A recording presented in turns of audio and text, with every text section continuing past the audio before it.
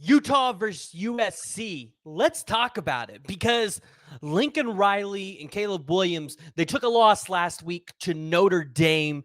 And this was a game that a lot of people have circled on their calendars asking, is USC going to get revenge on losing two games, not one, but two games to Utah last year? We've seen it in the past. Lincoln Riley teams are hard to beat twice. And it's mainly because his offenses are just so high powered that being able to scheme for them once is hard enough. Scheme for them twice and be able to give a different look, that's even harder. But here's the deal. Last week, USC and Caleb Williams, they got exposed. Something that we talked about all season long when it came to Caleb Williams was how was he going to look against the too high safety look?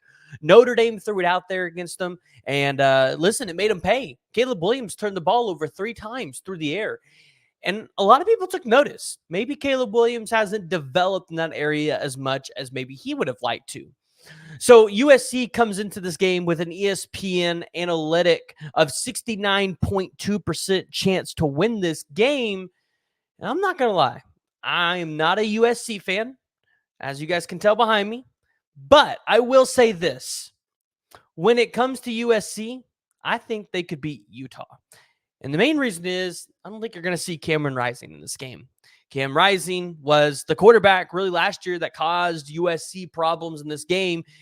And I'm surprised Utah's even getting a 30% chance. I think the chances without Cam are low because Nate Johnson and I believe it's Robert Barnes. Listen, they're just, or Bryson Barnes, they're not it at the quarterback position for Utah. It's going to be a cool, crisp 78 degrees at home for USC, Lincoln Riley.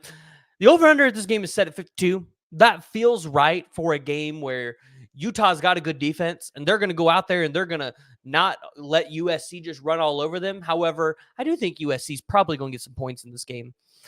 The line, though, is only USC by -7, which is interesting. I guess Cam Rising is worth 10 points because I think Cam Rising definitely could give Utah the advantage. And I would say if they had him in this game, Utah would be favored by -3. But let's take a look at it. Utah. You guys got some offensive problems. 322.2 total yards this season.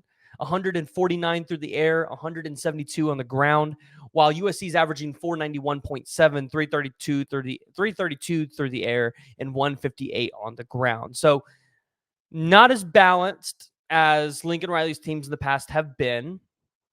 But this is where Utah, listen, they do their thing. 277 yards allowed, 211 through the air, 66.8 on the ground. So they're going to come out there and they're going to make USC throw the ball. And I'm curious if they give Caleb Williams the too high safety look, what this game turns out to be for Caleb Williams. Because, listen, Kyle Whittingham, Utah, they're going to do it. The question is, are some of these running backs for Utah really going to be able to break out here? You got Jaquidian Jackson, Jalen Glover. I think the question is, are one of those two going to step up in this game and really be able to provide some offense? Now, interesting enough, they also have Sion Vakai, who's a safety, or he's listed as a safety. He's been playing a little bit of running back.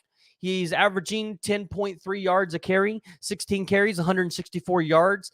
His longest run was 72 yards, and he's got 2 touchdowns. So maybe he becomes a little bit more a piece of this offense, and maybe it's a different look for USC, maybe something they didn't prepare for. I will say this.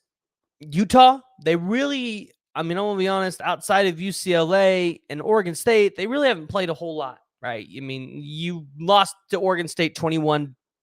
You really couldn't score on them.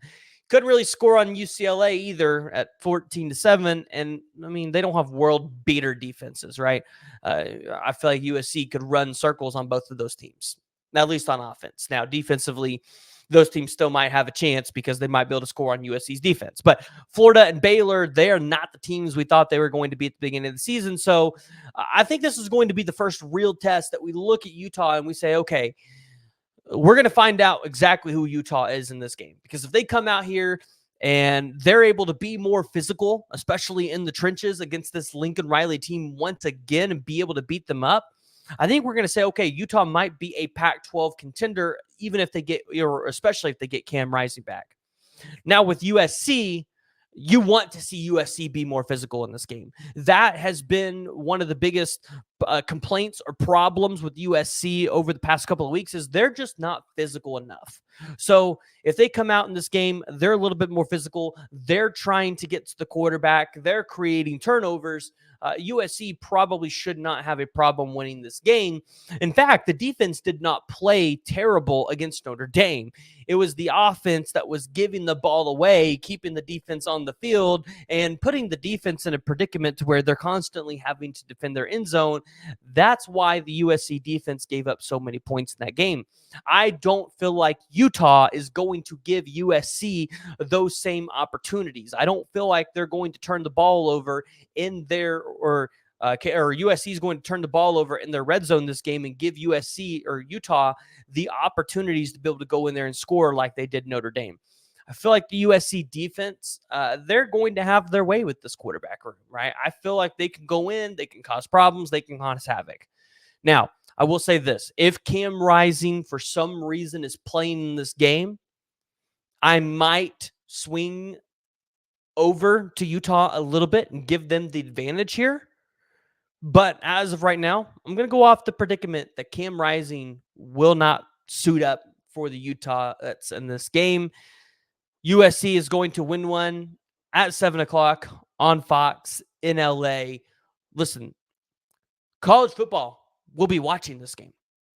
This is going to have national media attention. That means Caleb Williams has an opportunity to maybe work himself back up in the Heisman, especially if he has a big day. We'll have to see if Caleb Williams decides he wants to paint his fingernails this week for the Utah game, because last year when you did that, it didn't really work out in your favor. So, guys, I want to hear what y'all's thoughts are. And I want to hear kind of what you guys are feeling about Utah and USC. Do you think Lincoln Riley and Caleb Williams can get that revenge? And do you think they can come back? I mean, Lincoln Riley's teams, they don't lose 2 times in a row. I don't think I've seen Lincoln Riley's team lose twice in a row. Maybe outside of last year where they lost in the championship game and then lost their bowl game. I think that might be the only one. So, guys, I want to hear from you. Jump down in the comments below. Let me know what y'all's thoughts are. If you guys haven't already, make sure you hit that like and hit that subscribe button so that we can continue to bring you content like this, breaking down games, previewing games. I think we're going to look at potentially doing Ohio State and Penn State. We even might look at doing Alabama and Tennessee as well. I'd love to have you guys be a part of it.